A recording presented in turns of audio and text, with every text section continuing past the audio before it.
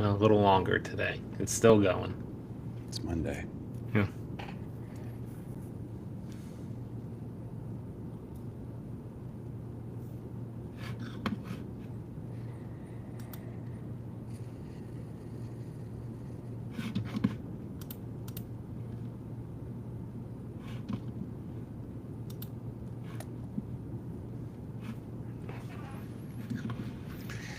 We are here early this week on a Monday, Jess. It is a glorious time to talk a little bit of marketing, and we've had some fun lately going from some Survivor to some Fire Festival, and then we did get a ping, Jess. I don't know if you saw, we got to reach back out to Heath that the Fire pop-up went through okay without any fails there. So we'll have to do a little bit of a recap on that, but it's I think leading into an important topic we'll have today, it's purpose-driven marketing and really what that means, promise-driven marketing. So, we're fresh, we're back. So curious, Jess, what are you feeling right now in this marketing world? Where do we start today? Well, yes, a lot happened. A lot happened last week. I wanted to share some updates. So I was at Stanford last week at the D School. I'm an executive coach of one of their boot camps. It's called their Design Thinking Boot Camp. And we were doing consulting for the customer called Screen Insanity. So we normally we jump right into a project, but this time we brought the consulting element back where we're focusing on a specific brand. So very excited to have them back. And then one of the students on my team, she was the chief of staff there. She was like a hidden plant. No one knew that she was from Screen Sanity until the end. So it was really exciting to have her perspective. But essentially, we went out just talking to people about how we can improve digital health. So big topic. And my team spoke to one student on campus, bright student, who gets caught in many, so I'm saying many here, this is not like a one-time thing, many 8-hour uninterrupted scrolling spirals. That's not good. I love social media, Jess, but there's nothing good that comes out of 8 hours straight of this content. Yes, we all gasped. The entire group, the global group gasped as well when they heard that. And his response to that was, "We are all nutrients to the social beast." And like this was really intriguing to us and to my team. And so we looked into that further, and they went into the whole design process and built some prototypes and testing some, like, we wonder what this means and game changers. And then when they went out and talked to other people, we heard, or they heard, different stories around people saying, yes, I know that the screen addiction, it's really, really bad. So I had to cut it out completely.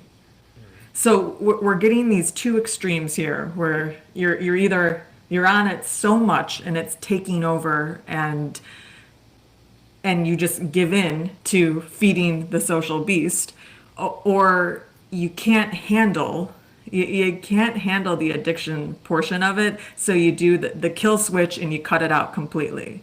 So I found it, especially with what is happening in our world over the last 2 weeks.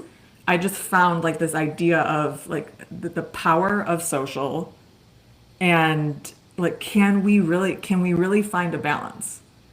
I would love to teach a course just on this, Jess. Because Yes. something I have an unfair advantage of, and I admit I have to kind of take a step back and be like, Andy, you understand this because you've lived it for so long, is, I was social media manager in 2011, 12 is when I was first starting to do this type of craft. So, like, I've practiced balance of social media in life going on 13 years professionally. Like, I've said that if I engage with this stuff all day, can't do it. I have to get away from it. 5 o'clock hits, like, I don't engage with much of it, to be honest. And that's not a detriment to my career. Like, it's just like I spend all day doing this stuff. So it's like you got to take a break. But I do think that those types of habits haven't been instilled in a lot of people because old school social, 2015 social, wasn't as much doom scrolling. It was kind of like go look at some cat pictures, engage with a few ads, buy a t-shirt, and call it a day. Like now it's a little different with the TikToks, the Reels, the YouTubes of the world. So it's interesting. I feel like there almost needs to be a course on this, but we would still be drafting the curriculum right now. Yeah, it would be constantly changing. And so that was one element. So that was very fascinating. And I'm super curious and I want to actually dive more into that. And then the second element, we did have some CMOs in the program. We did have some marketing executives. And there was from our global instructors, there was a lot of talk about how marketers, again, just the power of social in marketing, and how marketers are designers and how there needs to be a greater push to be more empathetic to the customer from a marketing perspective. So I thought this was perfect with our guest today and what we're going to be Yeah. talking about. And so I loved hearing that because I was like, yep, like you can't see my snaps, snap, snap, snap. Totally agree with this. And yes, let's put the focus on the customer and meet them where they need to be met and be more empathetic. So we have the perfect guest for this topic today, Jess. So we'll go ahead and welcome Victor on. It's Victor Kimble. He has 25 plus years of experience in this topic to lend us a hand in talking about what are those marketing angles today. He is a CMO at Preston Squire, and he is going to join us today to talk a little bit about what is adding a little bit of purpose, adding a little bit of promise, adding a little juice to your marketing ideas. But Victor, we're going to start you off first with the question we ask everybody once we start the program, and it talks about selling ideas. I think one of I guess you could call it a hard talent or loose talent or soft skill, like somewhere in between, maybe depending on where you land. But it's one of the biggest skills that we've been trying to get across to our listeners. So when you as CMO or even prior in your career, if you have to sell a new, unconventional, different type of idea, what's the method to your magic to get the ball rolling? Yeah. Well, first of all, Andy, Jess, thanks for having me. Very excited to join you on this topic, and I wouldn't mind going back to that social piece that you started with, Jess, because I do think it's super important right now, and empathy as an engine in the algorithm is required in many ways. But I think, for me, when it comes to unusual ideas, I mean, that's why we're in the business of what we do. Finding a way that's going to be an unignorable stopping point for a brand to connect with a consumer is really that critical language that where creativity lives, if you will. And what I've learned in selling unusual or unexpected ideas isn't just about the idea itself. It's really about, I would say, connecting the dots between where the brand is today and where it could be next. And obviously, the way to warm up an unusual idea is by starting with that consumer pain point, that real tension that exists. That's so critical because, especially with clients, understanding that an unexpected or an unusual idea can actually address some of those pain points gives them permission to say, let's try this. This feels right to me. And I think in many ways, sometimes that's where the gut leads that decision a little bit more than the mind. But I would say that the heart always does that. When you see an idea that speaks to you, you feel it in your bones. And we like to replicate that as best we can. And sometimes with the unusual idea, you need to have some safety net before revealing that idea so that a client can kind of see what's in the core of what you're trying to do. This might be a slightly off-center idea, but it's one that's truly unusual. It addresses the insight, and it does it in such a refreshing way that it shifts from being unusual to more inevitable, if you think. So, the best ideas really do kind of feel obvious in hindsight, but when you're creating them, they feel very revolutionary in foresight. And that's what gets a lot of the agency team excited because they're presenting something that the client isn't expecting. And more times than not, we're always trying to go beyond what the ask was and really explore the world, culture, what the brand stands for, but more importantly, what the brand can promise to customers. Okay, Victor, I absolutely love this. And I'd love to know too, because when you said connecting the dots, that absolutely resonates with me. I think immediately of storytelling Yeah. and, bringing the customer in. So how do you encourage your team to bring the customer pain point or the customer feeling to Yeah. life?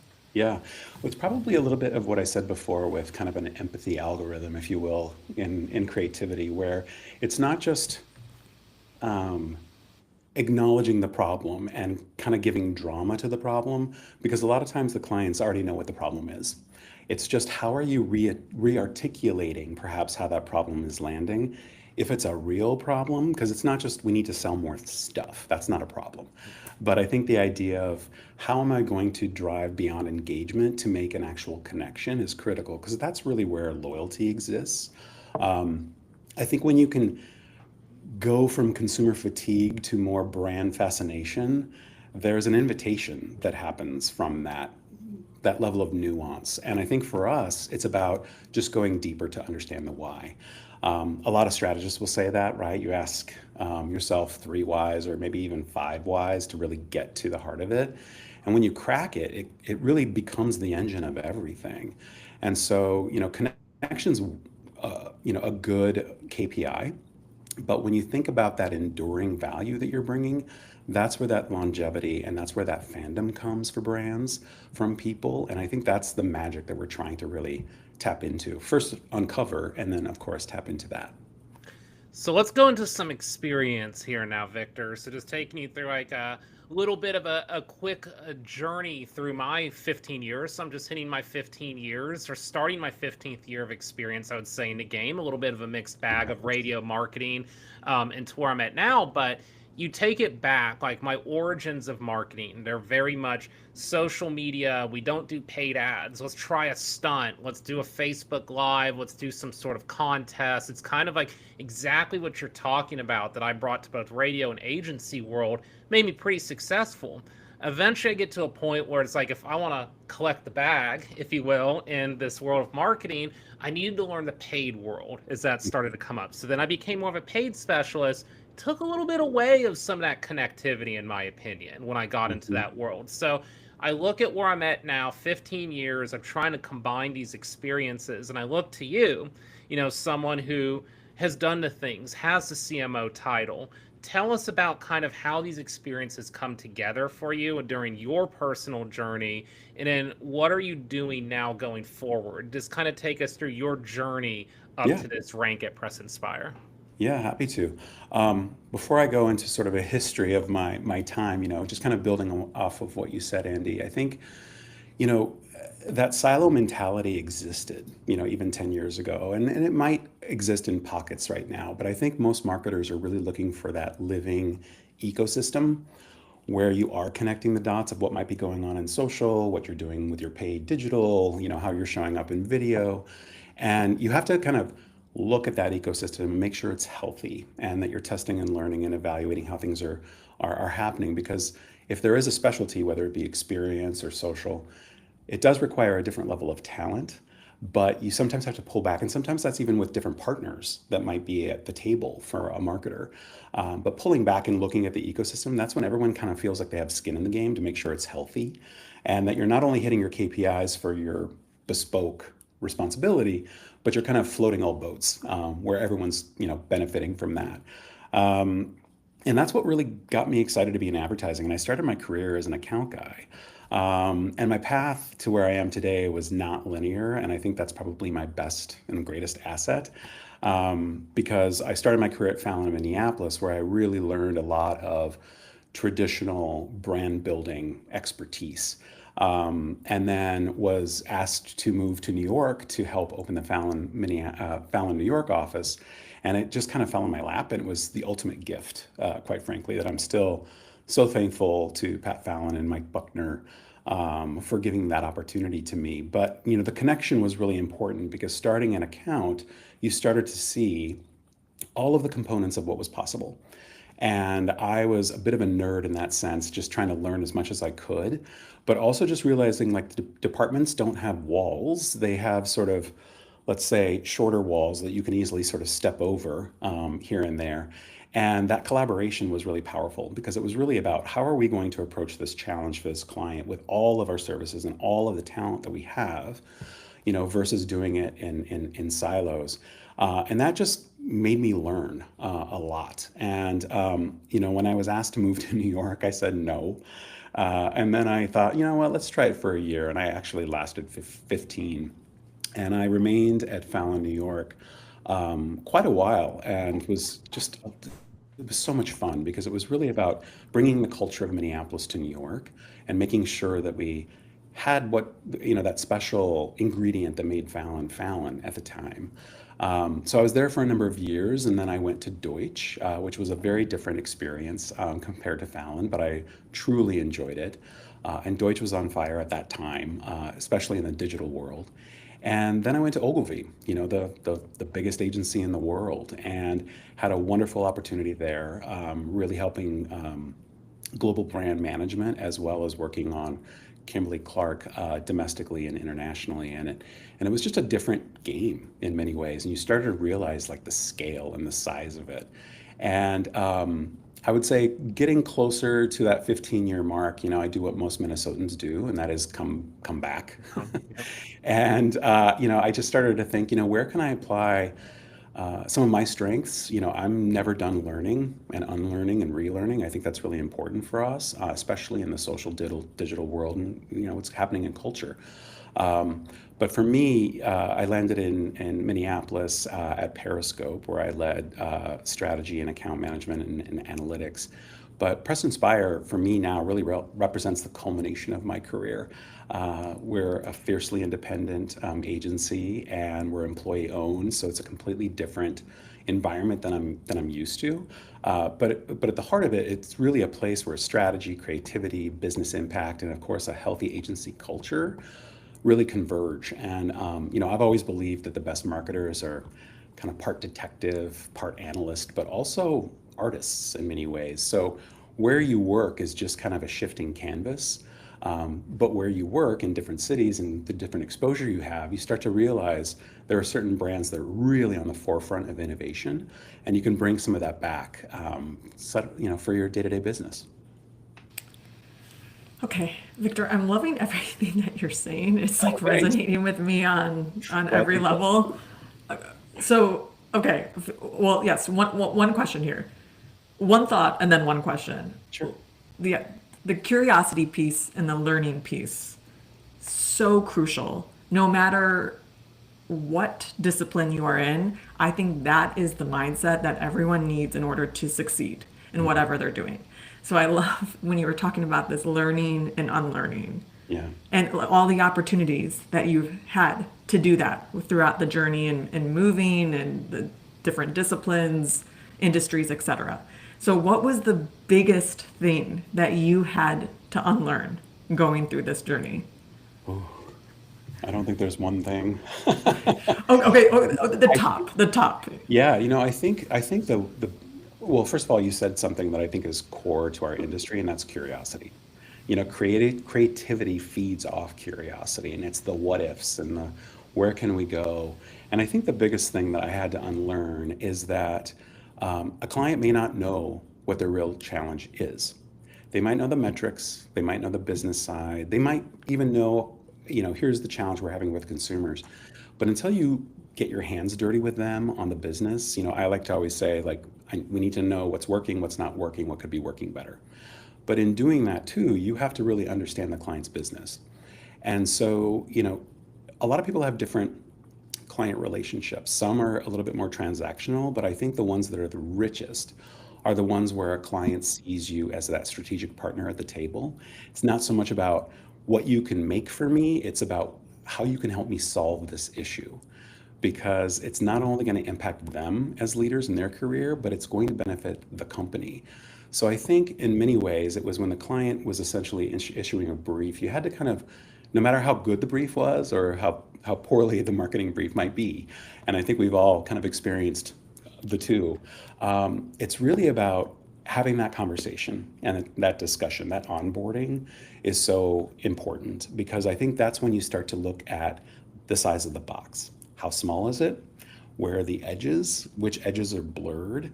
And how open is the client to having very, unusual or unexpected ideas? Because I think in many ways there, you're trying to understand their creative appetite as well.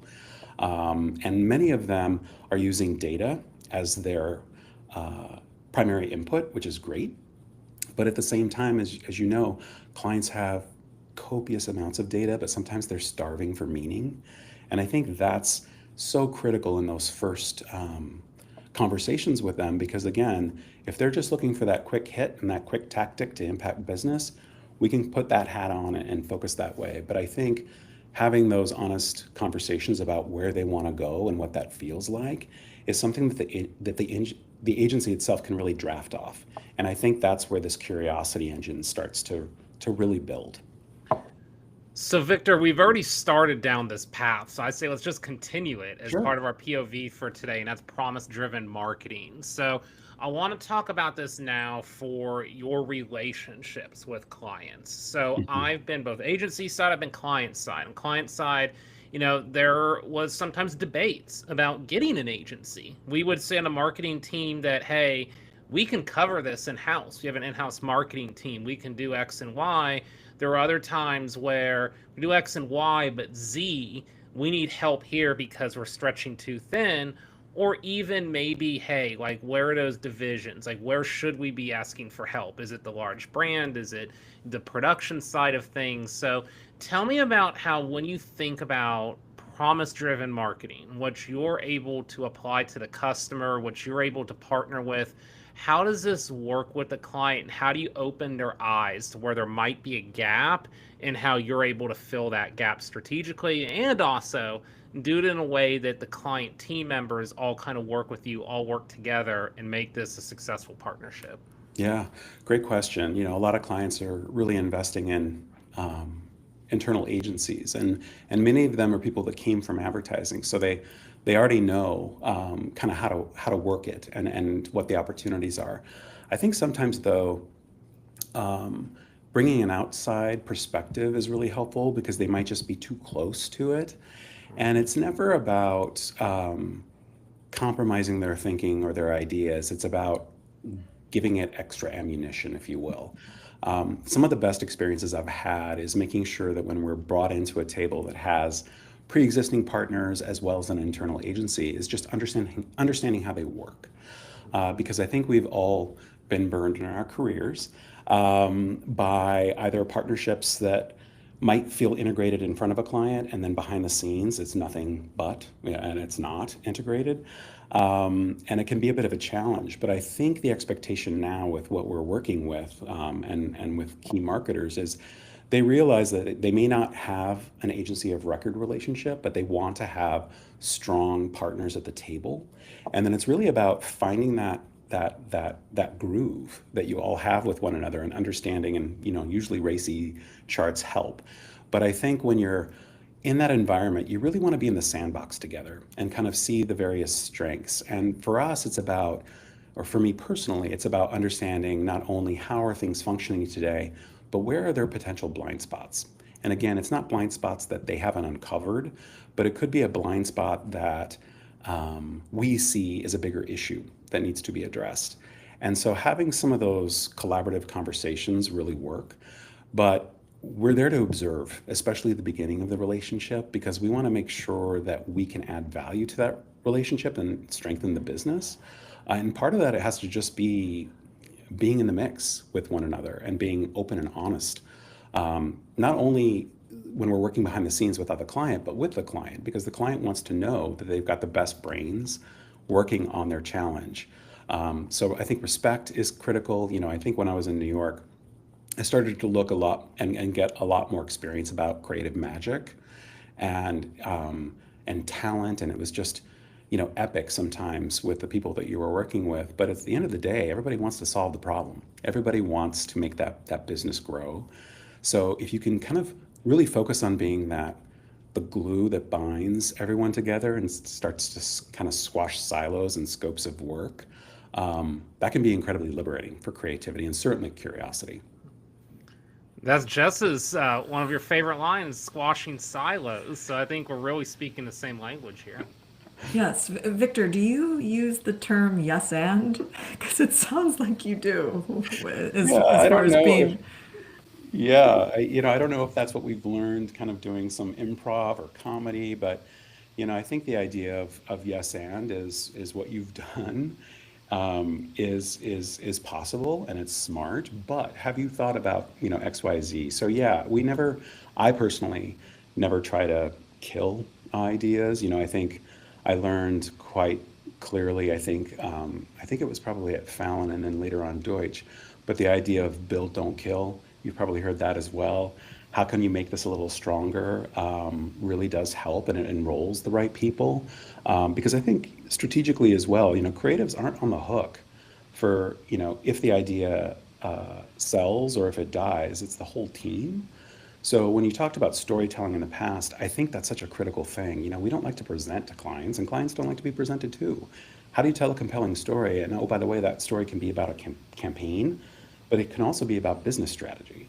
And I think that's what a lot of clients are wanting right now is not just a creative solution, but a team that's going to be in the trenches with me who might even see beyond where I'm focused right now.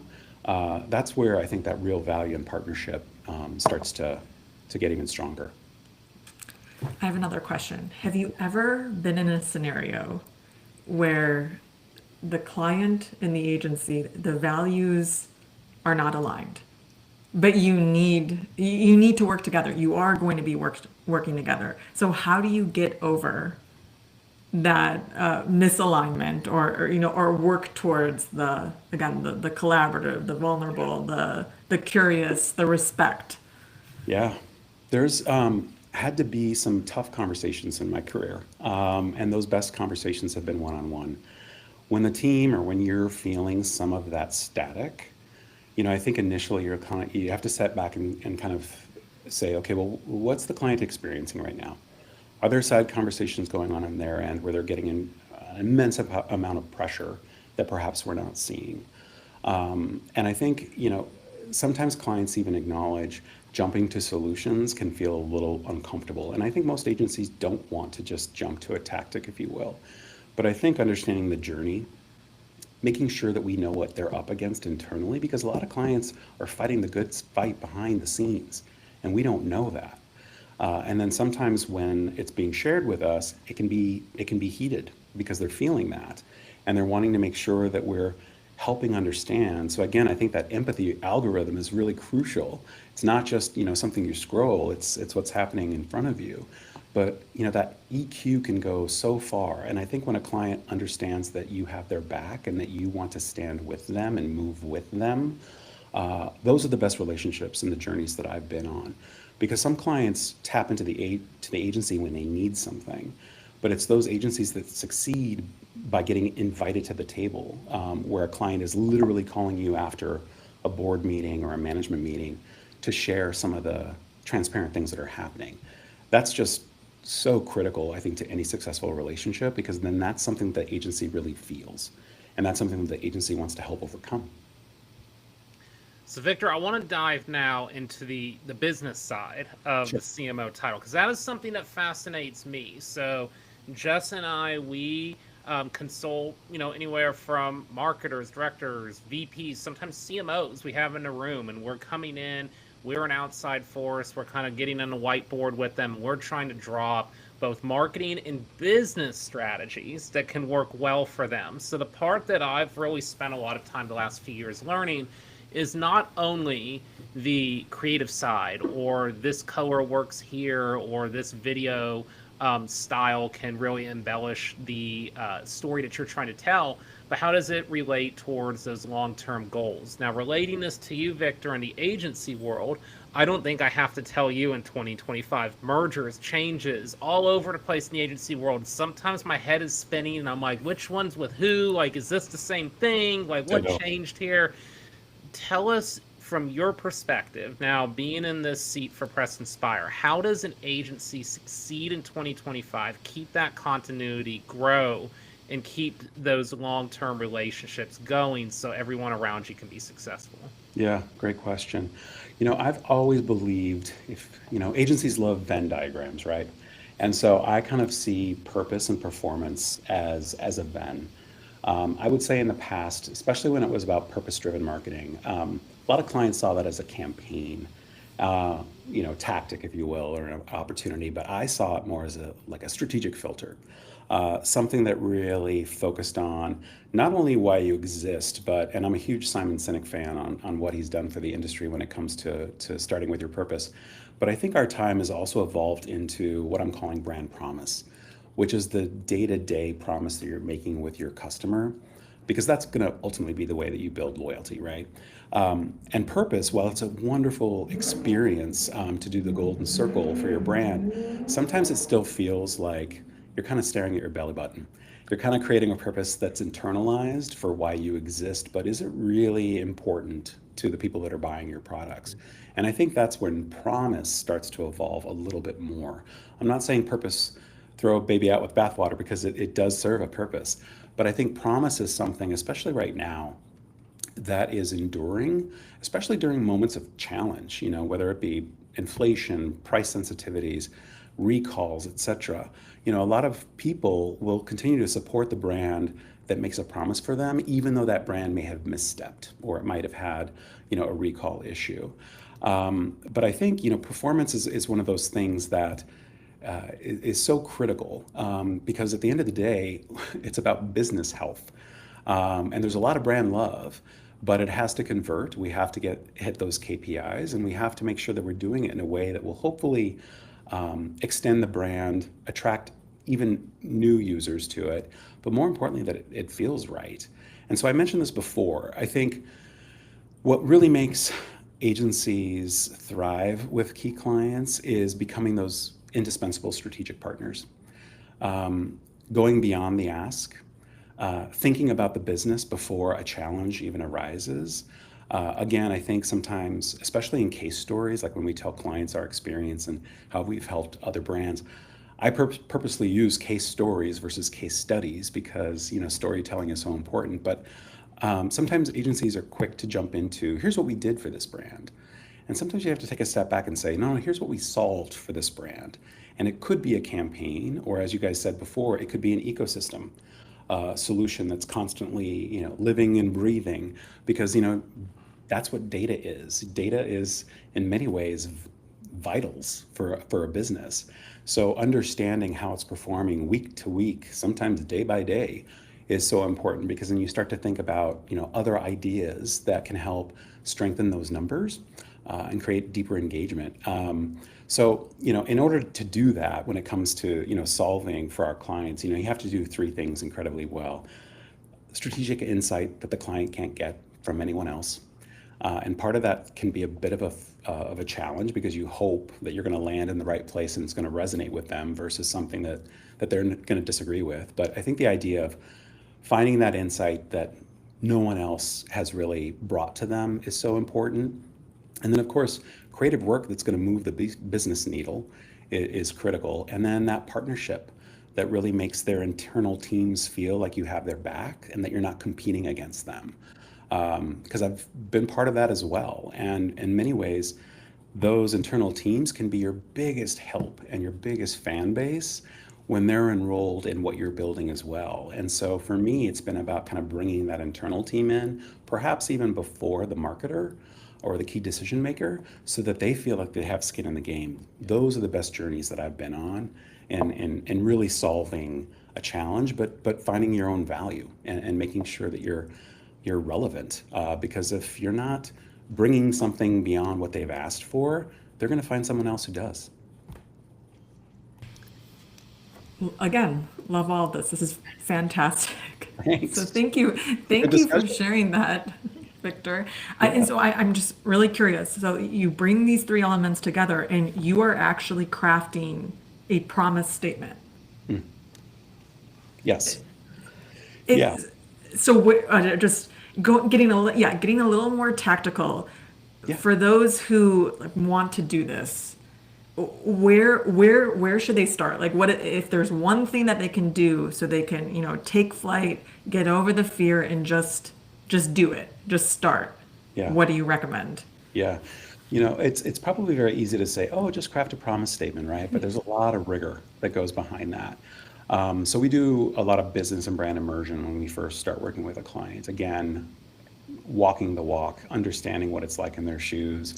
And again, I think when I said being part detective, what's working, what's not working, what could be working better. And one of the things that we do at our agency and our positioning is around good wins, because good is something that isn't weak; it's actually quite powerful. And I think people are looking for goodness nowadays, wherever they can find it. And a lot of clients have ambitious good that might just be hidden, or it could be dusty, something that they haven't really focused on. So for us, one of the things that we like to do is we have what we call a hidden good workshop. And we bring the key marketers and their team in to a session, either at our agency or their headquarters. And we really talk a lot about the emotional and the functional benefits of their products, where they are today, all the claims, everything that they've done. And then we start to kind of map that out, and we build a framework that is rooted in research, their research, primary, and some of our secondary desk research. But we work with each other to identify, key terms, words, emotional and both rational words that communicate who their brand is, but more importantly, how we're going to connect with their consumer and that unmet need. I know, I'm just going to speak honestly here. Sometimes the unmet need isn't fully articulated or realized. And for me, I like to say it's got to be something we feel. Not only the unmet need, but even the creative idea or the strategy or even the brand promise. I like to say to my teams of strategists and people on the account side, we need to find that crispy bacon. It's perfectly crispy, it's not too burnt, and it's not too loose. Like, when you have good bacon, when you crack that line or that whole approach, you're like, we got it. It feels right. It's like there's no other solution. But that's something that we want to enroll the client with, because I think the biggest risk is going off and trying to create a brand promise without the client. There's a risk, a big risk there, and they don't have the time for that. So when we do this work session, we end up getting to kind of the core essence of the brand, and it's usually like three words that really create distinction. And then we go off and start to create promise statements, statements that bring those to life. And it's not about literally using those three words, but kind of the spirit of those words. And then, we truly try to find that beautiful piece of bacon. And then we might have a couple of stragglers that we're still nuancing. But when the client feels it, they really get it. And it's so easy to get behind that. So we try to create more of those moments throughout, not just with a campaign, but even at the strategy level. We want to make sure that we're cracking something that feels incredibly unique, that they've never heard before, but one in which when they read it, they go, you got it. That's right. And so to me, that's nirvana. But those work sessions are incredibly helpful. It's usually a day-long process. And we leave that room with a tighter partnership, because everyone's spoken. We're voting on words that they've put. It really is a collaborative process, and sometimes even their partner agencies join us too. Because I'm a huge believer, the more the merrier. And if there are people that are here responsible for that business success, they need to be in the room with us. I love this frame of reference, Victor, because, if I take it back to my career, social media manager, working my way up, like the largest thing, and we see it all the time on LinkedIn now. So this is like my communities, what I see people talking about. A lot of times it's just social media managers saying, hey, I don't feel like I'm the real marketer in the room, or I don't feel like my ideas are being heard, or I don't feel like, my boss understands what we're trying to do. You see it all the time. And my reframe I try to give is, how are you educating those around you? Are you able to do that? Are you able to have these strategic conversations and grow with them? But sometimes we need that extra oomph. And I think that's what you're talking about, Victor, with these types of sessions. I will always say that I'm very thankful for marketing agencies in my career for taking me when I was kind of loosely broadcast radio and trying to figure out what was next for me. They gave me that shot and gave me multi-vertical experience. So I was able to grow from there. But what I used to say to my managers is that, I look like we'll keep it real honest, like with pay transparency, like in 2014, 2015, we're coming in at 35, 40, 45,000, like doing these roles. Like, hey, I want to start a family one day. Like, like how do I get put in a position that gets me deeper into a marketing room and we can all win together. So being Yeah. able to highlight each individual on your staff, whether they're junior or 20 years in, I think is so important. And it's so Hmm. important to retainment with your marketing teams. So I Yeah. want to end on this, and this kind of like loops into some of our junior marketers, maybe even mid-level marketers right now. Take us through your path now as a CMO. We talked about it on the entrance or the intro of the podcast, but is there a path right now? What would be a path to get to where you're at? The 25 years you've put in, Victor, is there something where someone wants to parlay their background in video, parlay their background in creative, parlay their background in social media? Maybe they're multiple verticals and they're still trying to figure out what that mix is. What is the North Star they should be using? Yeah. And is there even a North Star at this point? Like, what would you suggest to someone trying to follow your path right now? Yeah. Great question. I'll try to break that down into a couple of areas because I think that when you think about a brand promise, to me that is the North Star of performance. If you can crack that and have that sort of be the fuel that drives everything you do. Like I said before, it almost creates an attraction. People want to work on that type of business, where ideas are expressed and heard. But I think, when I started in my career, and now I'm probably dating myself, there was kind of a role like you didn't speak at the table, or maybe you weren't even sitting at the table. You were sitting, at the kids' table, kind of listening and observing. And sometimes you were having thoughts after a meeting that you were then sharing with people, and they were saying, you should have said something. And it was just a different time.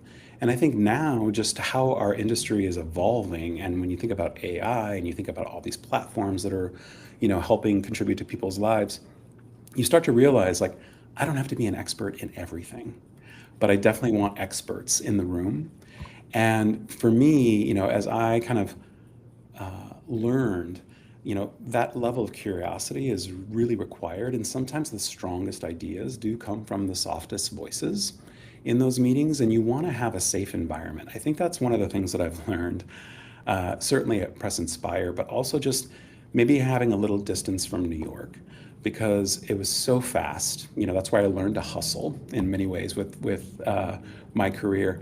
But I think as a culture and with humanity right now, kindness is just such an attractive trait for you to have as in your character. And knowing that you're trying to solve a complex puzzle, but you're not playing it by yourself. You've got people around you who are maybe managing the border and other people that are managing sort of a key image, but you're collaborating on that together. And for me, it's about making sure that everyone is at least part of the process in the meeting, or certainly after that meeting, people feel like they're aware of what's going on. Sometimes we're so fast to try to get things in market that we run the risk of not collaborating internally sometimes. And what I mean by that is just pausing for a moment, going from 60 to 0, just to say, hey, do we have everybody in this room?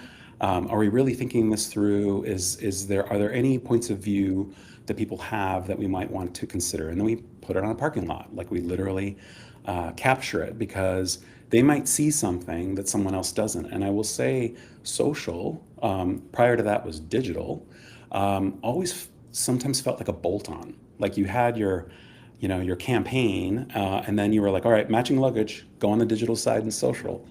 And you realize now that that's not the case. It almost feels so old to have that perspective because with social and with digital really being the lifeblood of a lot of efforts right now, having those people involved and acknowledging that they may know more than you do in this instance is critical. We talk about empathy a lot as an algorithm internally here about how do we use curiosity to crack that idea. And part of that is letting people know what is the technology we have today and what's an idea that we can potentially, introduce that has never been done before in social, in digital, etc. And those are just incredible. I think when we think about the industry that we're in, um, we're all about creativity. That's why we chose to do this. I'm not manufacturing, products on a belt for a client. I'm literally thinking about what if, and that's really our role. So I think leaders, especially CMO level at agencies, because even CMO is a relatively new title for agencies because it's not only about business development, but it's about strategy and making sure that we're not only positioning our agencies, but that we're doing it for our clients. And part of that is the culture you create. And if curiosity is the driver of your culture, you're going to be amazed by what ideas cross your desk and the conversations you have in the hall, especially after those key meetings. I hope that answered That part of your question because it was a pretty meaty one and a very good one. That's like the best mic drop, Jess, in 3 seasons right there. So like that Oh, like is just like hammers it in. We do the short form content. We're gonna cut that clip right there and definitely post it. But Victor, I think that just coming off this conversation, I already feel like in our consulting, there's going to be some stuff. If you saw me taking some notes, promise statements is a big thing that I want to look towards. And then, just asking the questions, who and how can we get everybody involved in these meetings? Because it can move very fast, even during a 3-hour strategy session. Three yeah. hours can surprisingly go by pretty quick if you're not careful. So how we bringing people in, I think just he wrapped a bow on everything was a perfect discussion, just perfect timing for this. So we're super thankful for having you today, Oh, Victor. my pleasure. It's been great. I wish we had longer time. Definitely. We'll do it again. All right. Oh, Jess, you're on mute right now. I'm on mute. Okay, I have to jump in really quickly. Going a little wild here. Just an ending question. Going a little wild. We have a book club, and this a marketing book club where we pick different books. They don't have to be marketing books, but we talk about how it ties back to marketing. The next one, we are actually going to be analyzing and discussing a Mad Men episode because Andy has not Seen it. seen Yeah. Mad Men. And as an advertiser, a Yeah. marketer, I know this I'm is, lost in Dexter and Sons of yes. Anarchy and all kinds of other shows. So just like going on this theme, because I really do think that you are a master in educating and inspiring. Oh, thank Have you. you watched Mad Men? And do you have a Mad Men episode that you think Andy should watch? Oh, geez. I know I'm really putting you on the spot here, but I kind of have a feeling you may have watched Mad Men, just given your experience and journey. I have, part of it is almost like, how chefs don't like to necessarily watch Top Chef because it's a Oh little too close yes. to their day to day. I would say with Mad Men, I really loved season one the most because I just thought it dramatized a world that I've only heard of. Three martini lunch, all these kind of crazy shenanigans that are going on at the agency, or how far someone would go to win an account, right? Um, it might have been season 3 or 4, I can't remember. But that's when they brought strategy into the mix. And I have a friend, Carabono, who actually played the strategist on Mad Men, and that was sort of the first time that they were kind of bringing in this researcher into the mix and really talking a little bit about the value of speaking with people, because in those days it was having a good lunch and then writing an idea on a napkin and having a steak dinner with your client and getting it sold. And that was just a really interesting moment that started to feel a little bit more relevant. Um, as far as a good episode, it's been a while since I've seen it. But what I always loved about it, and Andy, I think you'll appreciate this, is just some of the things at the time that occurred in life that you didn't really think about. Like, don't let your children play with dry cleaning bags, because Yeah, they totally. you know might hurt themselves, or kids in cars without seatbelts, and just these funny little anecdotes of what life was like living during that time. But also, I think the real migration of women in advertising, right? And what that was like and how challenging it was. And when you look at some of the leaders you have now, and I'd love to say in my career, with exception to one place, my CEO and president and many of the leadership team were women. And I actually learned so much. And I understand the importance of respect and having that IQ to know how to read the room. And I think that's where I got most of my storytelling skills from, was my interaction with my leadership at that time. And I really enjoyed it. So that was a part of the series that I wish would have transitioned a little bit more in the end, because it was so hard to be a woman in advertising in that time. And those that really stood out and also just changed the industry for the better, and it can certainly continue to be improved, but it's definitely a must watch. I'd highly recommend it. One of these days. Yes. Victor, thank you for sharing all that context, because it's tracking. I have a better idea of what we're going to do or what episode it's going to be. So thank you. Please, and I'm sorry I couldn't think of one in particular, but I told you it was wild. I know it was tough, because I had to really think about this, and I was like, there was like 10 off the bat, but yes, you did. It's fantastic. It tracks. I know what to do. it's a good watch, Andy. Do it. Well, thank you so much for joining us today, Victor. I got my homework for you, and then once we get that first episode down, we will be sending an email out to say what my thoughts are. But wonderful conversation today, and we have a lot to recap and learn from today's discussion. I really appreciate your time. It was a lot of fun. I'm happy to do it again, and best of luck to you guys. Thank you so much. Thanks. Bye. All right, Jess, so I am super inspired to take some of these ideas now back to our consulting room. Yes. I think the thing that I always try to get at when we have agency guests on, because you obviously know my role within agencies, and, I would be very open, the stories I've told within agencies is it's just, hey, what's our growth opportunity as a social media person? And I feel like that's changed a lot, so I could be dating myself, but in the 2015s, 16s, whatnot, yeah, we're all kind of like figuring out, do we even have a fit in the marketing room, or how do we get seen? And I do still think that exists, even with other places, other titles. People are just trying to figure out, like, how do they work together? How do different companies work together? So it was real interesting to me, the promise statements, the brand promise initiatives that Victor puts into place. So I think this is a really good learning just across the board, especially for leaders. That's what I took away, is how are leaders maximizing the potential of their teams, because their success hinges on their success at the very end of it. Mm-hmm.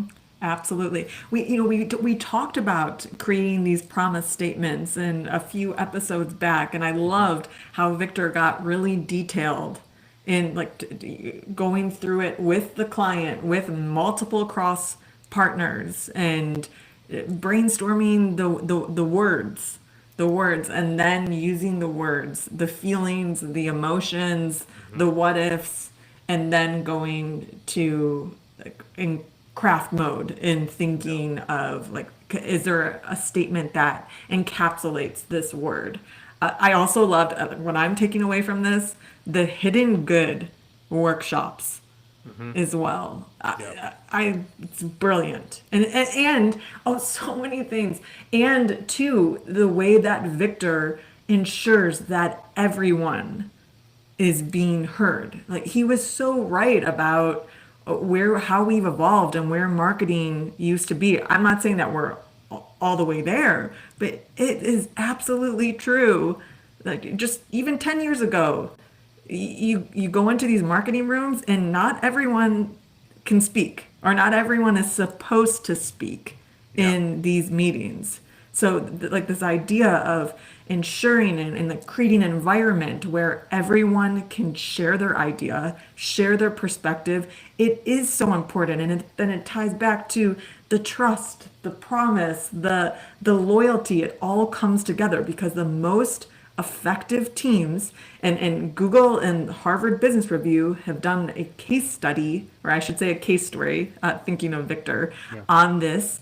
They did all the research and they found it's creating that psychological safety. And the way to do that is by making everyone feel like they can share their ideas, they can share their perspective without negative consequence. Yeah. So huge.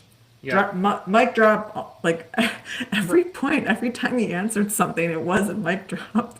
No, it was in the intention about bringing people in on your marketing team. So here's something I would do, from what we've learned. So again, as I'm speaking as Andy, I've managed teams as big as 2 people. So I can't pretend that I've done it for 25 people, had a role of CMO, and had like a whole company's like profitability riding and dying on me. So like completely different story. But if I were put in that role, what would I be doing right now? And what am I taking notes on?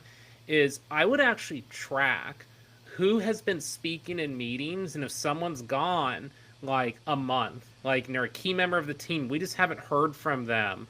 How am I going about this? Am I going about it and saying, hey, why aren't you speaking? No, that's probably not the direction I want to go.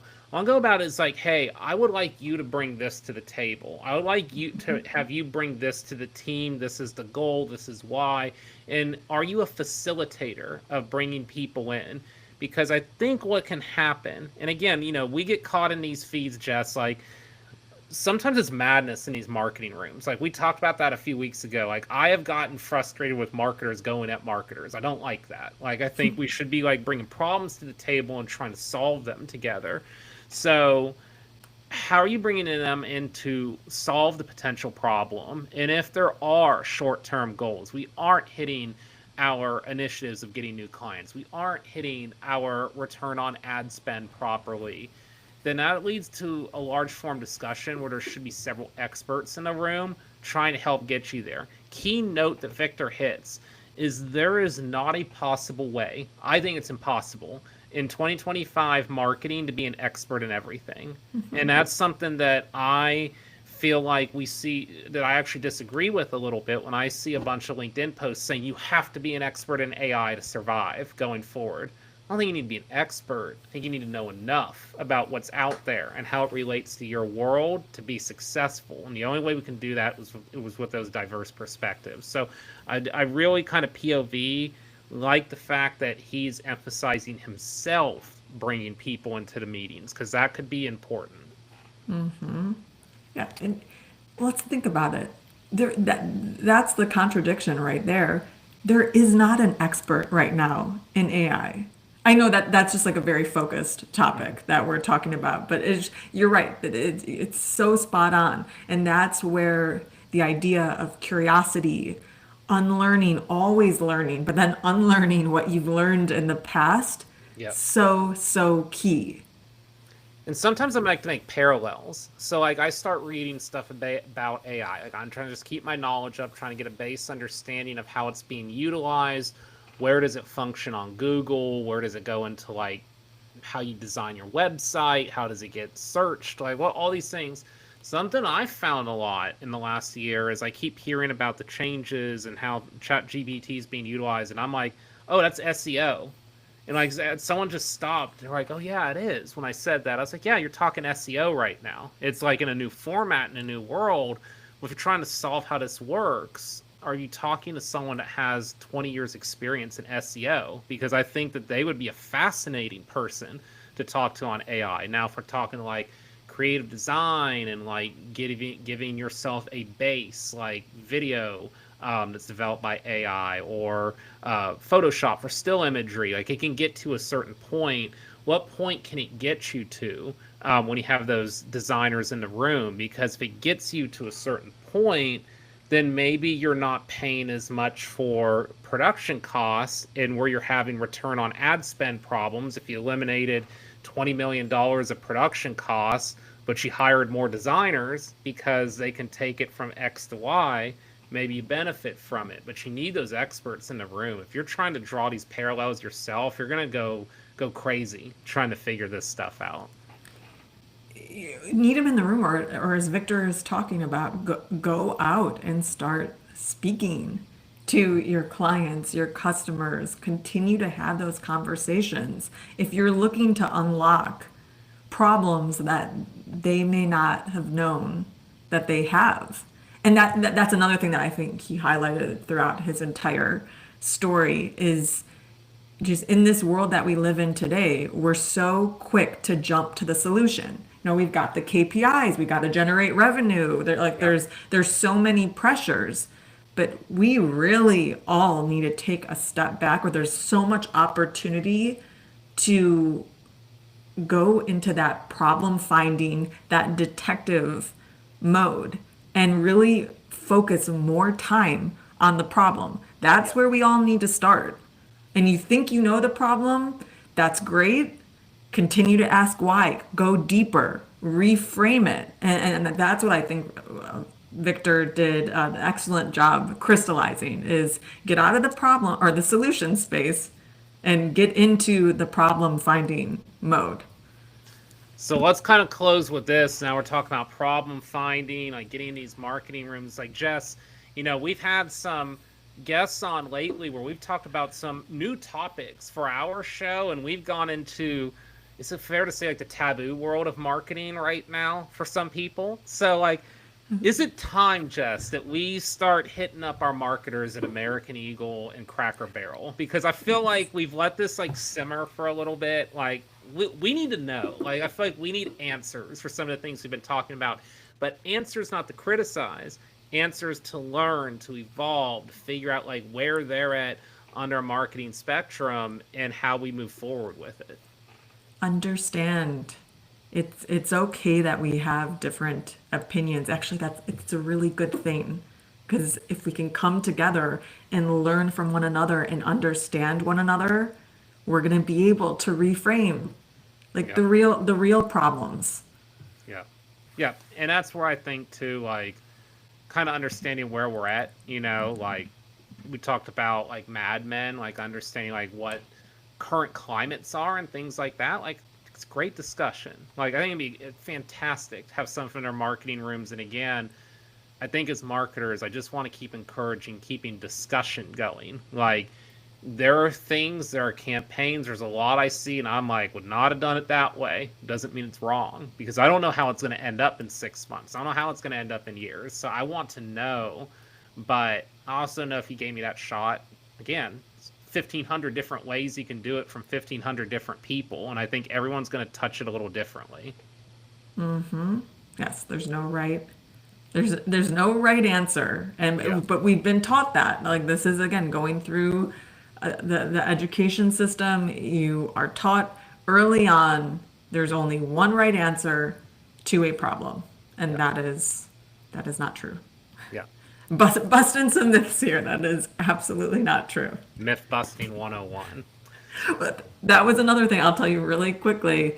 The buzz on the streets at Stanford was all about LinkedIn. What do we do on LinkedIn? And I went into it over and over about how we are busting the myth that LinkedIn is not the same suit and tie platform. It's hipster tennis shoes with a suit. Like Yes. that's what you got to do. You got to loosen it up a little bit. Yes, again, and then just talking about bringing the energy from TikTok, bringing the energy from YouTube, bringing the energy from Instagram, and applying it to the community that you are trying to reach on LinkedIn. So I was like, we don't want to see your high produced marketing brochures. Yep. We want to see your low res, real conversations, talking about your hero's journey, how you overcome challenges. We know that it's not always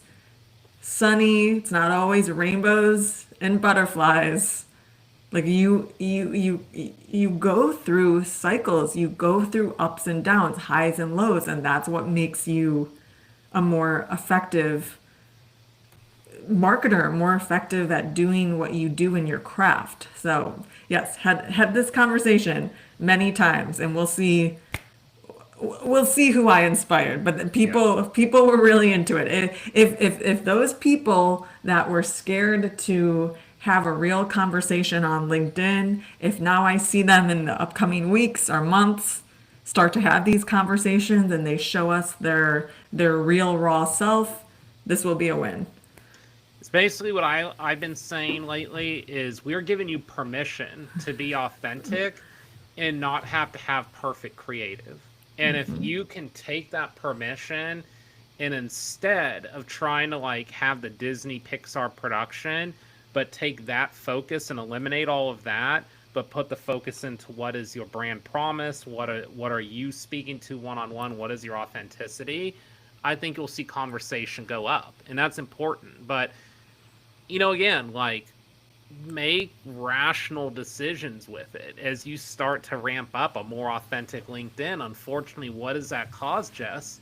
It causes more talking points. It causes more commotion. It could bring in, if you get 10 comments, you can get one negative. Like, it's things that start to come into play the more you get conversational. So I think it's just always to have the right mindset with it, stick to your guns, and know that you can't be everything for everyone. But for the people that you are everything to, they're going to love that authenticity. So it's important to remember. And on that note, since we're talking about culture, I'm just going to throw it out there. Andy, I don't know if you heard, last night was the Emmys. Yes, I didn't watch, but I heard. No, I didn't watch. Yeah, I don't know how many people watched, Yeah. but I did see, I didn't click into the article yet, but I did see a headline this morning around Sydney Sweeney being snubbed, blacklisted at the actual ceremony. Yeah. So I've heard a lot about those awards being very much kind of like what groups you're in and whatnot. Because who was it? Was it Leonardo? I know Leonardo. I could be wrong. There was someone that could just never win one of those awards, and they would be in he would be in every single big movie, but couldn't win the award. So I know that happens to a group of them. I don't know though. I could be speaking out of term. She might have won something in the past. I'm not sure. And well, I mean, so like the thing to highlight here is she's being blacklisted, and then someone like Stephen Colbert, whose show has been canceled because there was a lack of viewership, is being cheered, standing ovations. So I think, because especially if we go on this thread and continue to just analyze and see what's happening with American Eagle, I think we should look at what's happening with American Eagle stock today. Yep. Because no, I haven't looked in a while. Yeah, I haven't know that looked. They moved on to Travis Kelce and the partnership with him. So like, I do think it was good illustration by them showing they're working with a diverse set of people, because Travis Kelce to Sydney Sweeney, very different. So, that's why, like, when you hold these people to brands, like, yeah, and they work with a lot of different people. It's not the brand. Like, how does it fit the brand promise, the brand long term? And it will go from person to person.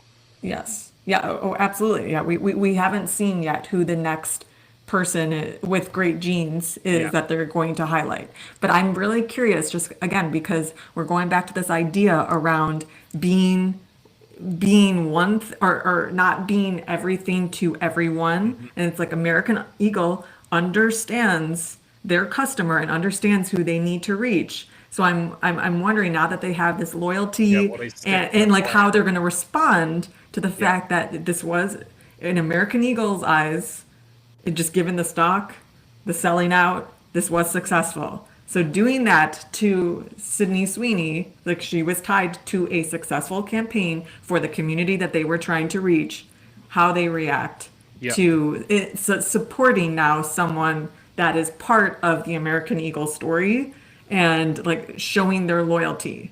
So we will check that out. Yeah, I mean, I'll give you a preview. Let's continue on this discussion as we move forward, because I can't make a full educated like discussion point on it yet, but I do see up 51% in the last month, up 63% in the last 6 months, and up 15% in the last or year to date. So like all of them show up. 1 year shows 1% up, but again, that's a large scope. We need to see, like, since this campaign launched, it's basically gotten them back to the same point they were at the end of 2024, and then they had a large dip going into 2025, like a significant dip, and this sparked it back up. So I think it's exactly what you're saying, Jess. Like, what is the next play? because we've seen brands that start something like this, they get a little skittish, there's a lot of noise, and they back off and turn another direction, or do they double and triple down? Remains to be seen. So very curious how that plays out. Why we need a guest from there, because I'm so Yes, curious. we're what's going to going work on that. And if yes, and if any of you have connections for us or you have thoughts, please send them our way because we would love to have someone and Yeah. on the show to continue this conversation so we can continue to learn. I mean, when you think about it, this makes me so curious, and this is such an incredible time to be a marketer because this is wild and wide every day, and marketing is now so ingrained in culture and like everything that is happening right now Yeah. in the world. And it's again an amazing opportunity for us to be more empathetic marketers and for us to be just more effective at our craft because we are trying to really understand our customer, understanding the people that we are trying to build a community for. We'll leave you with that. That's just his mic drop moment right there. But we have more incoming, so we're working on some different guests, some different themes, got some seasonal stuff potentially for Halloween coming up. So we'll keep the ball rolling, and thank you as always for joining us.